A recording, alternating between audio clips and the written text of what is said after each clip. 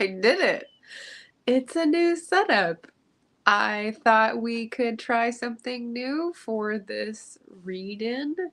So I am coming to you from my phone and a Safari browser, which is weird because Safari and Streamyard, no likey, but on phones, it's fine. So hopefully I won't hit the end button on my phone, and hopefully we'll see some people show up and share their love of Maisie Dobbs, because that is what we're doing tonight. My name is Margaret Pinard. I'm a historical fiction and fantasy author, and I'm just so excited and yet bittersweet excited about the release of Jacqueline WInspear's final Maisie Dobbs mystery. It is number 18. It is called The Comfort of Ghosts. You can find the link to purchase it through Bookshop down in the description. And it inspired me to just host a read-in and hopefully find people who also love this series, and well, I don't know, we can reminisce about it in advance of the final book. So yeah, as I said, it's book 18, and if you haven't read any of this series yet, and you have all these books in front of you, I'm so jealous. I will lay it out for you. So Maisie Dobbs is the name of the protagonist, the main character in the series. She is, and when we first see her, immediately post-World War I. She is recovering and starting her first business as a psychologist and investigator. She has a mentor who is sort of like a prototype of a medical examiner, and she's got various contacts in different social circles, but not many. And so basically she's relying on her own resources to solve mysteries, get clients, earn her daily bread, and she's just gorgeous. She's just like the integrity and the introspection and the gumption are like all there, and I just vibe with all of it. So Jacqueline WInspear has created this great character. In the first book, we find out much of her backstory, which sets her up for a lot of interesting conflicts throughout the series. And in various other books, she goes through lots of adventures, and it's not improbable adventures. It's very grounded in a person's life. A person could go through these things. So can I pop? I can put comments up on my phone. Hi, Anita. Nice to see you. Have you read any of these books? Because one of the characters goes off to Canada. A very small connection. And we have a Jocelyn Carter. Hello. Nice to see you guys. So hopefully I'll entice you, if you're just watching this video as part of my channel, to read one of these books. Oh, I brought a prop, which is The Country Diary of an Edwardian Lady. This is a mug based on the book, and it is currently full of hot cocoa. And I say Edwardian because even though the books are mainly concerned with the interwar period between World War I and World War II, and the Edwardian period, and this is all in the UK, the Edwardian period was at the beginning, so like 1900 to 1915 maybe, World War I. I have also read Jacqueline WInspear's autobiography, which is titled This Time Next Year We'll Be Laughing. And she explains in that how, while she grew up in the 50s, 60s, in just outside London, south of London, she really identified more with an Edwardian childhood experience because of the way her parents raised her. And that, you know, is a tantalizing detail to make you read the memoir.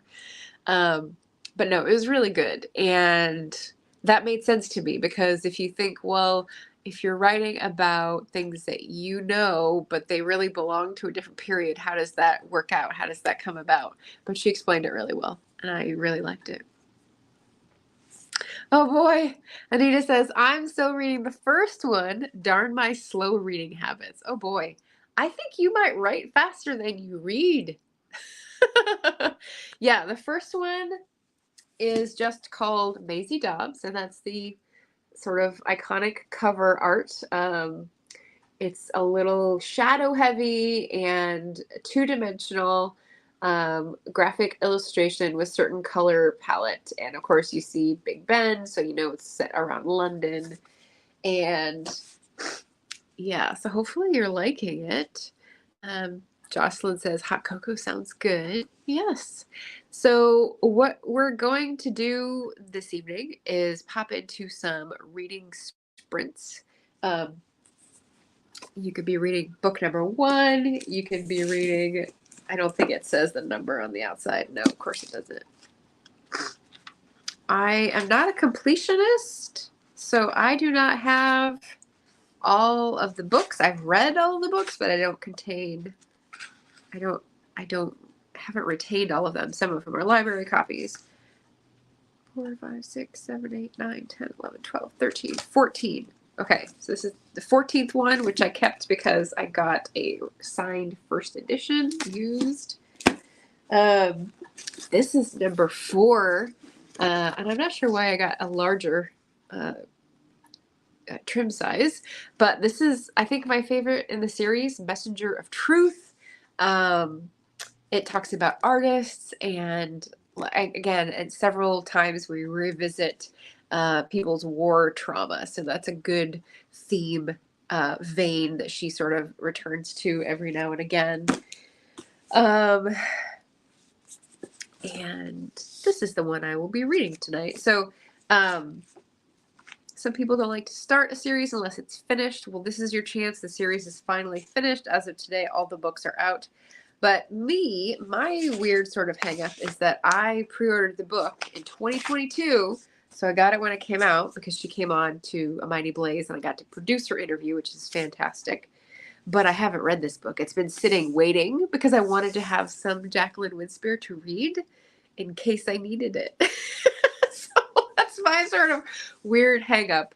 These books have the tone and voice of a series that is just really comforting, and not in a smarmy way, but in a like your soul's conscience is talking to you kind of way.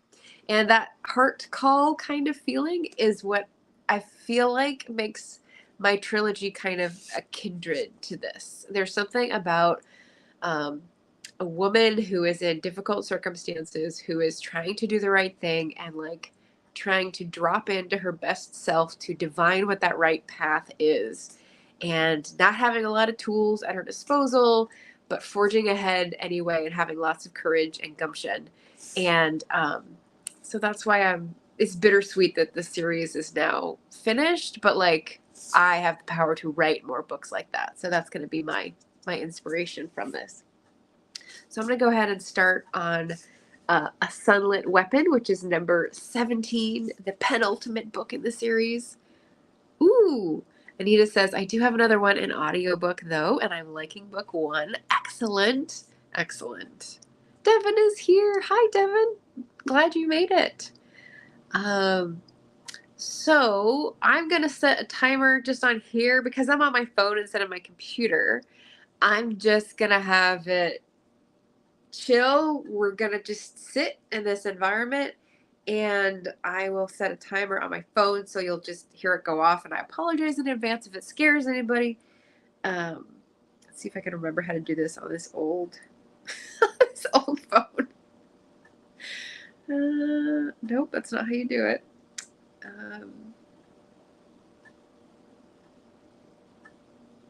Oh my goodness. Timer, countdown timer, stopwatch.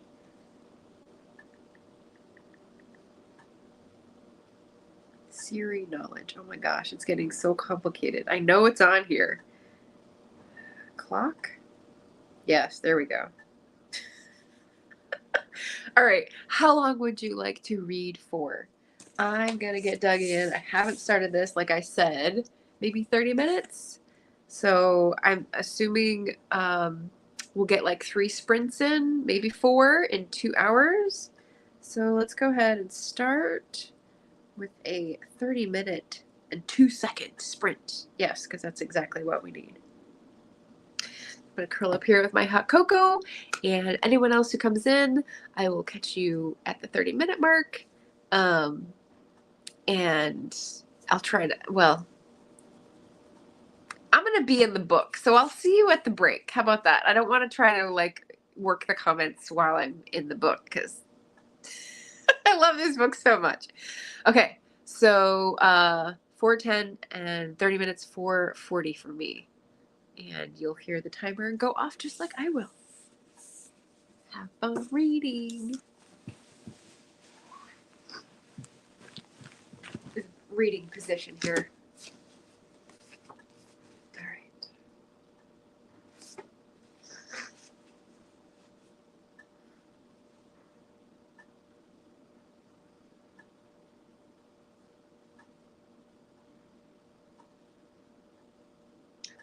It's in memory of a Margaret, her mother-in-law. That's cool.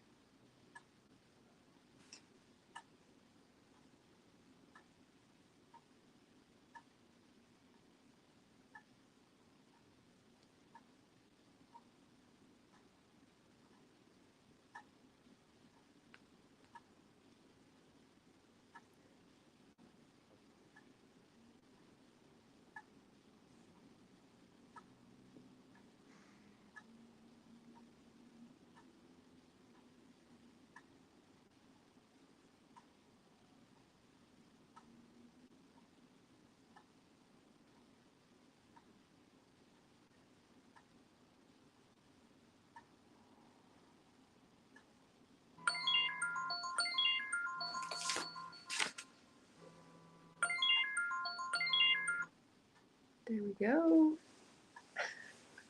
Okay, did anyone fall asleep? Or did that startle anybody? So I'm reading A Sunlit Weapon, and as I said at the beginning, it's dedicated to a Margaret, which is kind of cool. And then there's a couple quotes at the beginning that sort of illuminate, that was a pun, the title, Sunlit Weapon, which is kind of cool. I'm 31 pages in. So we've got a dedication, we've got whatever it's called when you put quotes at the beginning, that's got to have a special name, and then a prologue, and then a chapter 1. It's a lot of information, interestingly presented.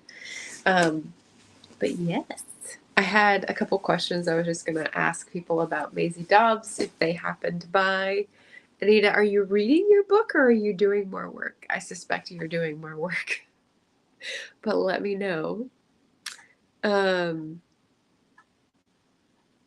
don't know if I said this. I think I did, but I'm pretty excited because the latest book comes out today, and I actually did pre-order that one. I pre-order very few books, but this one I did. It's the last in the series. And instead of picking it up today for the bookstore where I ordered it from the bookstore where I ordered it from, they're actually having an event with Jacqueline WInspear on Thursday, and so I will be tootling along to the bookstore for that. And I'll wait until then because I've got this for the next 2 days, so I'm happy as a clam. All right, so Anita says, I'm reading, but I'm gonna have to pop off soon to do the dishes. Yeah, that's all right. I was doing, let's see, I try to take a break so I'm not sitting so long doing something. Sometimes I'll get up and stand at the desk. Sometimes I'll go for a walk. Today, I went for a run for the second time this year. getting into it, back into it very, very slowly. And it was real nice. So that was good. And then the other thing I did before this, because I knew I'd be sitting and reading, was stand at the counter and do the fava bean routine.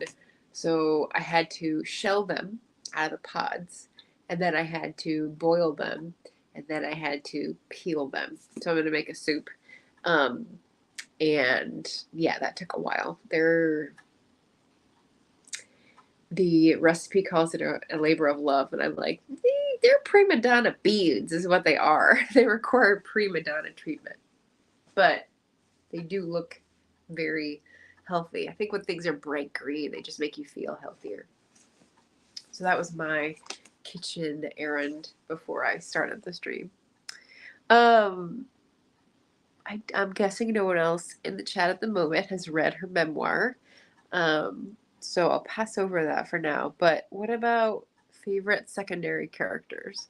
So if you're watching this after and you're skipping through to the chat parts, let me know about your favorite secondary characters. I really like the secondary characters in this series, and in one of the, I don't know if it was a newsletter or if it was a Goodreads question that the author answered, but she talked about how the idea came to her while she was driving in traffic. She put it away for a long time. She got injured. She was sitting there going, oh, I guess I should really work on that idea. And so she started writing these books, but every time something didn't fit, she would take it out and put it in like extras, cut pieces. And she basically had one book at the beginning, which is like the clarity to know that is just amazing to me. And then had all these other pieces. And then with all the other pieces, she was like, oh, well, I can arrange this into a Franken whatever of another novel. And I can arrange this piece into another novel. And so she was able to sort of see an arc for not only her protagonist, but also the secondary characters. And like Billy Beale in this book, he's had ups and downs. His hair is now gray. Like, he's great. And Sandra was someone totally different at the beginning when we met her, and now she's in the office with them. And Elaine Audubon was someone totally different from the person I'm meeting now. So that's just really exciting. I'm also reading a like creativity sort of coaching book called Fearless Creating by Eric Meisel, and he's talking about the part that I'm in now. He's talking about I guess there's many things in my head right now, but he's like how to choose your idea. And I have my idea and I'm working on it, but I'm trying to like work through the pre-stuff that I'm already through to get to the part where I am in the process, because it's like a cycle. And he's 77 and did some ghostwriting, mystery writing, whatever, when he was in college, and then went back to school and sort of got a PhD in psychology and has been a psychologist family practice for most of his career, but like really focuses on creative types and how their mental health works and how the creative process works. And so to see the fruits of that in a creativity book is like really fascinating, because I don't get the sense that he's a fiction writer anymore, or an artist anymore, but like he's been there. He knows exactly how it feels, and it's just strange to see someone who has such coaching credentials also know what it feels to go like through the creative process. So that's really cool. So I like him a lot. Devin says, I'm not reading yet. Sadly, I want to finish my sci-fi when I get to bed. Oh, are you reading a sci-fi novel? We need like the sci-fi mystery crossover. Is your Haywood series isn't sci-fi, is it? It's historical mystery, Anita? Because I'm trying to think, like, I'm sure there's several. There's like definitely a crossover genre that marries those two. Yeah, I like the subgenre chat.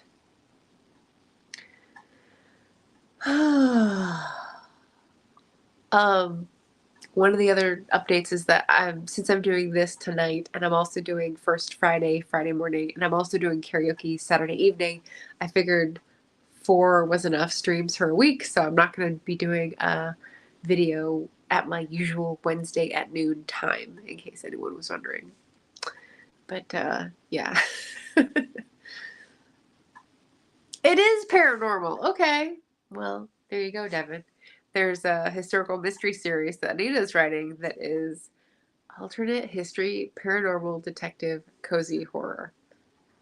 I think that might actually be a good fit for Devin. We'll see. Oh yeah, okay. You're reading Adrian's book. Is that right? Because I think I saw that on your How Many Books Can I Buy video. Books by Adrian has a great book that blends murder mystery, sci-fi, and fantasy. Nice. Nice. Very good. Mystery. I'm trying to think if I didn't just read one of those. Natasha Pulley, was that a mystery? Sort of. So, yeah, that was a really good one. Right up my alley. There you go. And I think everyone, yeah, you're modded. So if you want to drop your links in the chat, go ahead. Okay, so any other Maisie Dobbs thoughts? One of the things I noticed, and I think maybe a sort of signature move of Jacqueline WInspear, is this prologue where it's going to tell us something about the specific characters to this book before we engage with the main characters that we know. So several times when the book opens, it's a scene where we don't know anyone and something crucial happens. It's not exactly an inciting incident. It could be like someone saying something to somebody and, a plot happening. But then we go back into the Maisie Dobbs, investigator office, and they don't hear about it until like the next chapter when something's reported, and you're like, okay, how does this fit in? So that's really interesting. A Sunlit Weapon is about women pilots, apparently. and also the color line in American Armed Services. So, like, apparently, well, I won't give the plot away, but the very beginning, 30 pages in, they discover black serviceman in a barn. He's been, like, kidnapped and tied up, and one of the characters rescues him, and he's like, oh, I'm gonna get in trouble because the person I was with is white, and they're gonna assume that I did something to him, even though they found him like that. And you're like, what? Why wouldn't they try to find the guy first? It's like, it's baffling at the moment, so I'm sure more will be revealed in the ensuing 30 pages. So, yeah, Jacqueline WInspear is so compelling to me. I think in a large way because she treats different social injustices in her books. So while it's a well-crafted mystery, she's also commenting on the classist views, the prejudices of race, the the way people were treated badly if they had pacifist views, for example. In addition to just like the things that people go through during their lives, which are griefs and losses and uncertainties and all that stuff. So it's just so good. Oh my goodness. Okay, so Anita says story 3 will be out in July, but that is the link to story 1. Okay, I thought there were 2, but I didn't want to say it in case I was wrong, but I guess I'm right. That's good. And then Devin said, I read Adrian's book twice. Oh my gosh. Was that a situation where you got to the end and you were like, oh no, I have to read from the beginning again? That's crazy. I've never done that. I hear about it, but I've never done it. I usually need to like put a book down and appreciate it and wallow in it and glory in it and like forget about it and then come back and go, oh, this is so good. That's funny. My current read is an alien rescue. Oh, see, I was ready to see alien romance, but it's Alien Rescue by Bradley Lejeune, which is Bradley something and Martin Lejeune writing as a pair, another co-writing book. Very cool. I just read a co-written book that was historical fiction, The Phoenix Crown. I just talked about it on Sunday with Leah, another historical fiction author. That was fun. Co-writing. I don't know. Do you guys think you could do co-writing? When I think about these books, I'm like, I don't think she could. I think this is definitely like a mastermind. She sees everything, and it's so particular. I don't think Jacqueline WInspear would ever co-write. But like, I don't think I could either. I was telling Leah, like, I am such a moody writer and not consistent in terms of motivation that I wouldn't want to put someone else through that. So I don't think I could do it. Buying, yay! And the book by Bradley Lejeune is called The McMurdo Rift. Is that the first in the series? I think it is, because that's the one I've heard the most times. And I think the later ones have different titles. Nice. Alien Rescue. Alien Rescue. Are they rescuing aliens or are they rescued by aliens? Should I risk turning the phone around so you could see how cute Bean is when he's curled up in the corner of the sofa? Let's see. Oh, it almost took a dive. Oh, there went the book. Can you see Bean? Here's Bean. Ooh, okay. All right, danger. Danger averted. There we go. And Devin says, I don't know if I could co-write. It depends if the other person can deal with my ADHD. Yeah. When I was talking with Leah, she's like, you would just have to find a co-writer who is okay with you taking however squirrely a bee, beeline. Not a beeline, but like a bee drifting from flower to flower kind of line to the finish line. I was like, yeah. Yes. Yes, there's the kitty. So I did get a little shot of Bean in there. I doubt he's angry at me because I'm waiting for him to finish his food before I give him more. He's almost there. He's almost there. Yeah, we ready for another sprint? Let's do it. So 4:55 and 30 minutes, still good? Just gonna set us on 30 minutes and 2 seconds. Here we go. Oh, they rescue an alien and his ex-wife's husband. They rescue an alien and his ex-wife's. The alien's ex-wife? Ex-wife's husband? Okay. Okay. Bye, Anita. Good luck with the dishes. Okay, here we go. 30 minutes and 2 seconds. Oof.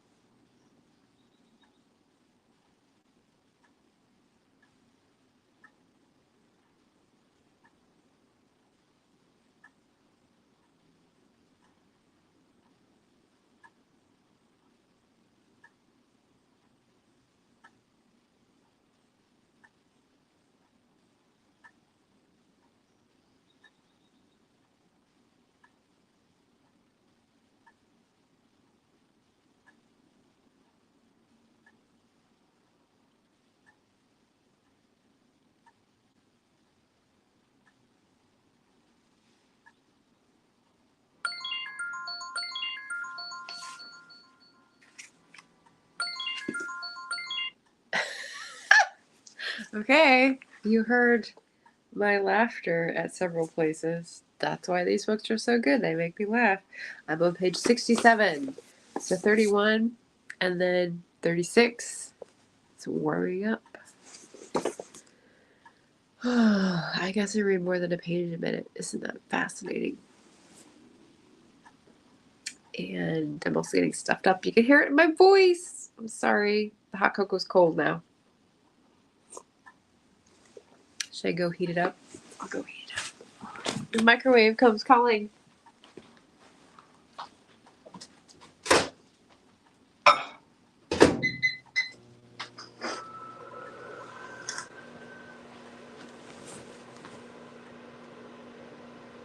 Oh my goodness, look at this. Look at this.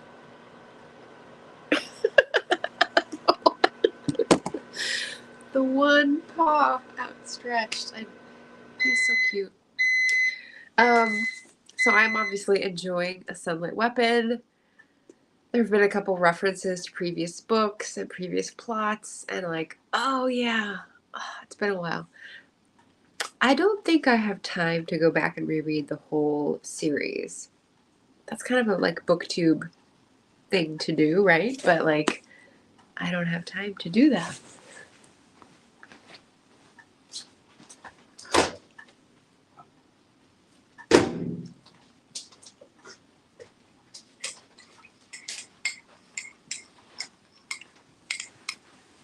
You know what I am doing with the time outside any of my live streams is vlogging very slowly, or slow motion vlog of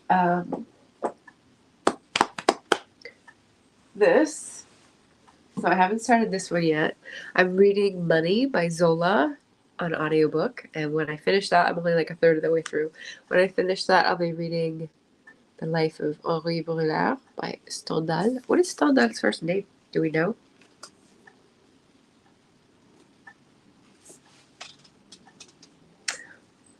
Stendhal. Wait, H-A-L. Is it H-A-L? Is it really? Have I been spelling it wrong my whole life? Or is this New York vintage books from 1955 just wrong? Apparently Stendhal's real name was Henri Bell, so that's very close to the name of the protagonist. Interesting. Stendhal. I've been spelling it wrong. That's the third time it's spelled H-A-L. Okay. I need to correct myself. Cool. Okay, so that's the second book, and then the third book is going to be either Eugénie Grandet by Balzac or a different lesser-known Balzac, so that they're all lesser-known works, so we can compare apples to apples. But then I will have Zola, Stendhal, and Balzac to compare French 19th century literature. So it's pretty exciting. Can I do this? I can do this. Look at that. I put them in on the computer and now I can use them on the phone. I don't know, how do you like this setup? It's a different corner of my living room, facing the windows, next to the kitchen table. And I'm on the sofa with the beanster. I don't know. Maybe we'll make this a reading sprint setup. It's definitely not going to work for productivity streams because I need to be on my computer, and that's on the other side of the room with the other setup. So anyway, interesting. So we just finished our second sprint for Jacqueline WInspear's Maisie Dobbs books. I'm excited to visit Broadway Books on Thursday, where Jacqueline WInspear will be signing her latest release, which is out today, called The Comfort of Ghosts. And I believe that it is treating the topic of homelessness and refugees in a conflict, which happened during World War II and is still happening today. And that is the social injustice banner she will be flying for her final book in the series. Oh, okay. So Devin Devin's still here. Then said the ex-wife asks him to help her find her missing husband. During that, they need to rescue the alien Engie. Engie? It's very involved. The McMurdo rift, yes. And then also, that's right, I forgot you said you were going to the signing. Yes. So the, here we go. The book that I got used, that is a signed first edition. I don't know if this tickles anybody else, but it's to Mimi. So if I went by Mimi, it's not that far from Margaret, right? It could be a Margaret. And it's signed. So that's why I kept that one after reading it. But yeah, not most of the others. The email that I got about the signing said that it was going to be very full and it was going to be very tight with time, so they didn't have time to personalize the signing, which is a bummer. And I'm assuming that means that they don't allow people to bring other books in to get signed either, which is a bummer. But what you gonna do? Let's see. What time is it? 5:30. So we have time for one last 30-minute. I guess it'll be a 25-minute sprint, so let me change the timer. And then we'll be done for tonight. Sorry for all the sniffling. It's just the allergies like come in and go out and don't leave me much choice. Okay, so let's hop back in to final third reading sprint for Maisie Dobbs. Maybe I'll turn this into a Maisie Dobbs-a-thon. Maisie-thon? I don't know. If you have ideas, let me know. Okay, so 25 minutes and then we'll wrap it up. Thanks for being here, everybody. Go. There we go.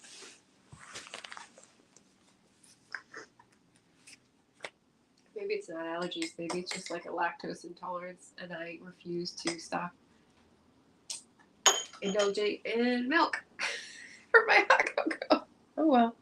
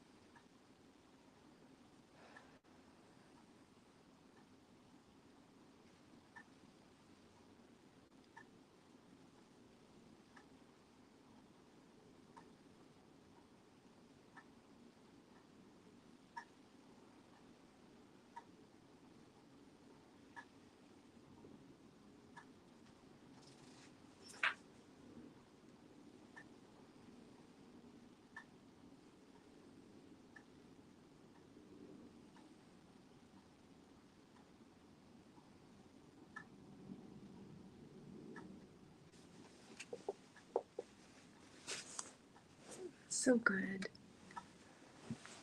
Sometimes you have to lie to find a path to the truth, Mark. You know that. Oh, man.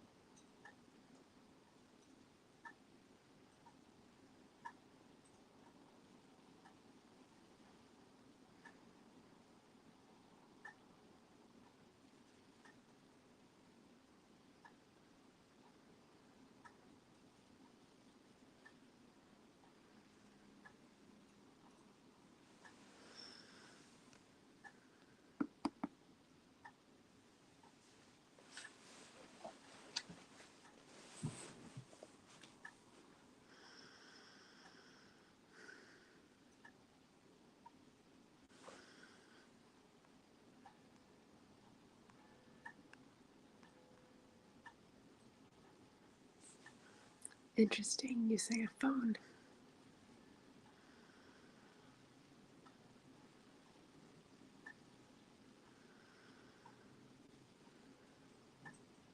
TikTok. TikTok. 10 seconds. We're gonna wait the 10 seconds. Why not? Use a little, whatever that's called. What is that called? It's not a basilisk. The shell, the seashell. What is that called in math?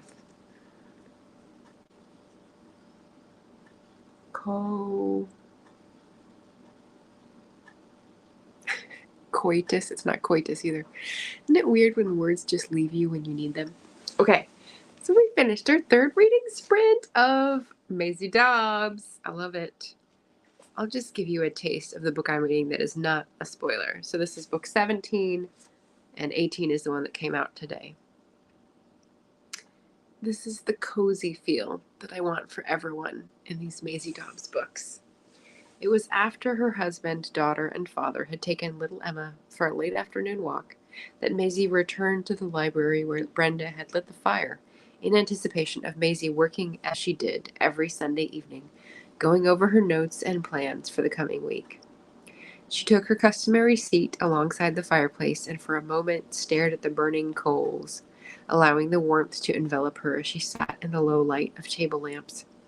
She held all the notes she had taken since meeting Joe Hardy, but did not study them. Instead, she looked up and stared at the empty chair opposite. It just totally sets the scene. It's like a movie. I love it.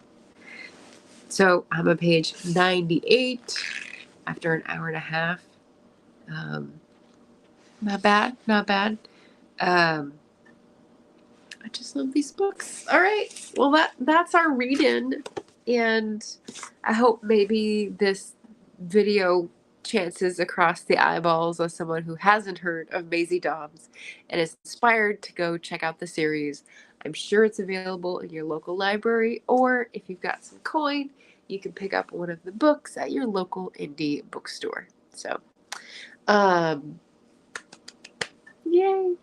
That's all for me today. Thanks anyone who dropped by to watch and have a listen. And like I said, no Wednesday video because this is a substitute, but I can see you Friday for First Friday's productivity stream, 9:30 Pacific time in the morning. And Saturday we have Mall Walk Karaoke, which is Barrett Laurie. Wait, what? Oh my goodness. I have the right operating system on my phone. I can finally make Streamyard do. Well, this is a good reason to use the phone, just to have fun. What is the other thing Barrett does? He does this. Oh my gosh, that's pretty fun. I hope that's one of the options when I get a thumbnail for this. Anyway, that was fun. Thanks for joining with me, and I hope you have a lovely week reading, and I will see you on Friday or Sunday or Saturday or sometime in the future. Take care, everybody. Bye.